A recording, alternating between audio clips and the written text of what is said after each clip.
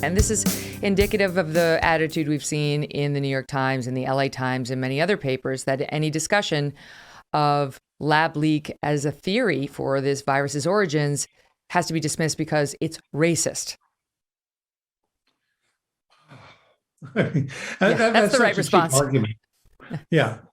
I mean, that's something that is invoked now. It's getting tiresome. Anybody who disagrees with someone else is called a racist. It's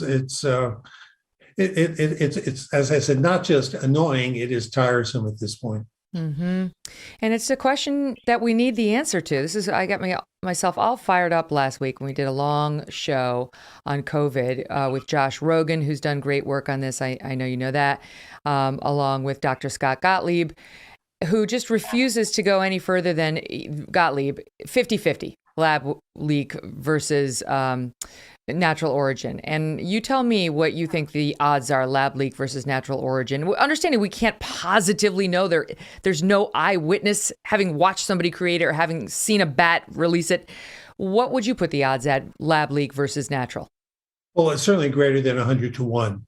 And but on the other hand, saying 50-50, that's real progress from being a conspiracy theory that people felt could be so easily dismissed to being 50-50 is progress. We have to take some joy in that.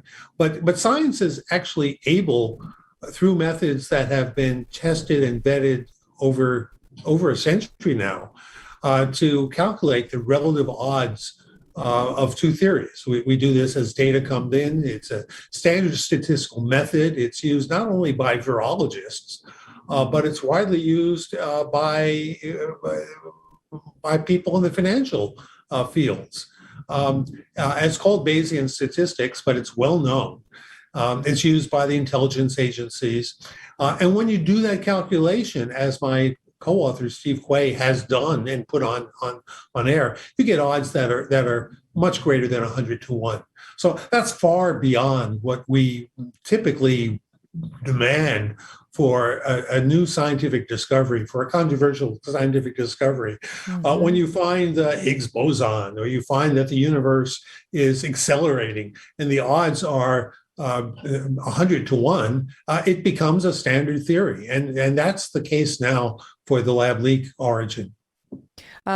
For those who didn't catch my exchange with Gottlieb, which has gotten a lot of attention online because it was kind of fiery and he was resistant on this and was very pro-mask mandates, it was very pro-vaccine mandates, and couldn't back up the science behind those things either. He's on the board of Pfizer, so there's a bit of an axe to grind for him. But here's a little bit of the exchange we had on lab leak versus natural. Listen.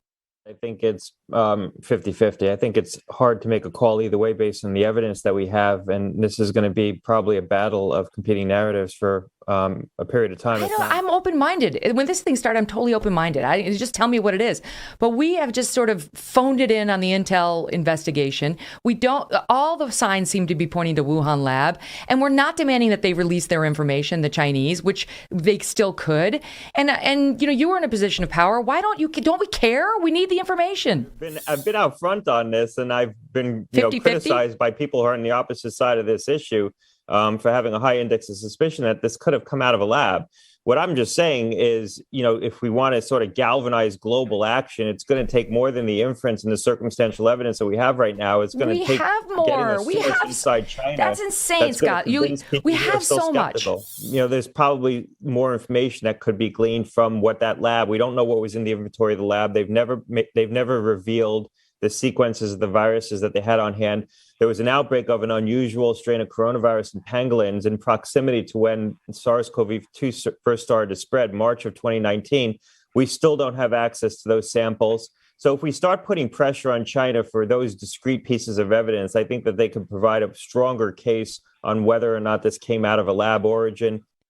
But we're not. We're not pressuring China. He refers to circumstantial evidence. The only evidence in favor of it being natural, or what we call zoonotic, that it came from a jump from an animal to a human, the only evidence for that is circumstantial. And what seems to happen in this field is people look for evidence to support their point of view. And if they don't find it, they say, well, we haven't confirmed it yet. Mm-hmm. They don't recognize that the lack of such evidence, the absence of such evidence, is evidence for the lab leak origin. And the idea that we have to get access to the records of the Chinese laboratories is akin to saying we can never convict someone of a crime unless they confess.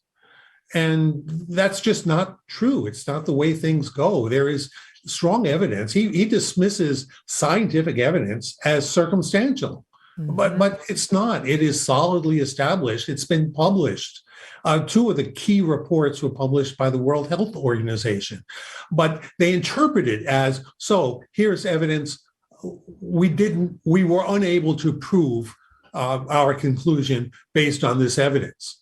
But in fact, if you're looking at it as a scientist, your conclusion is this evidence strongly supports the lab leak theory. Right. And can you expand on that, for example, because you wrote about this in one of your Wall Street Journal pieces, they went and tested animals over there in China. They tested, you write about the number that they tested and the total absence of finding SARS-CoV-2 or COVID-19 in these animals.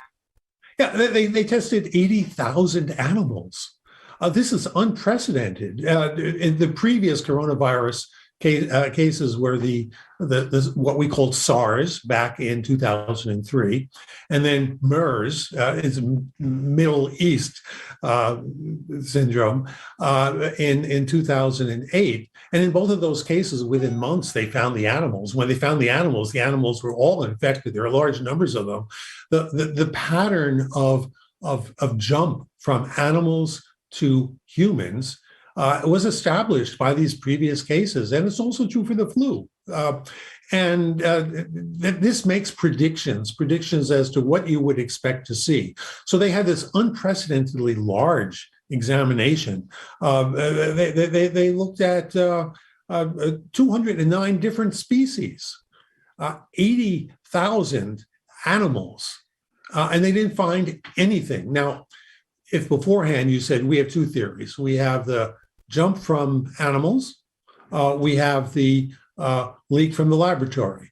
Let's compare the probabilities of those two by making a prediction and see what the result is. So they go and they do the experiment, they look for the animals, they find none, in strong verification of the lab leak. Now, I think it might have been different if in their animals, which they tested farm animals, wild animals, market animals, all sorts.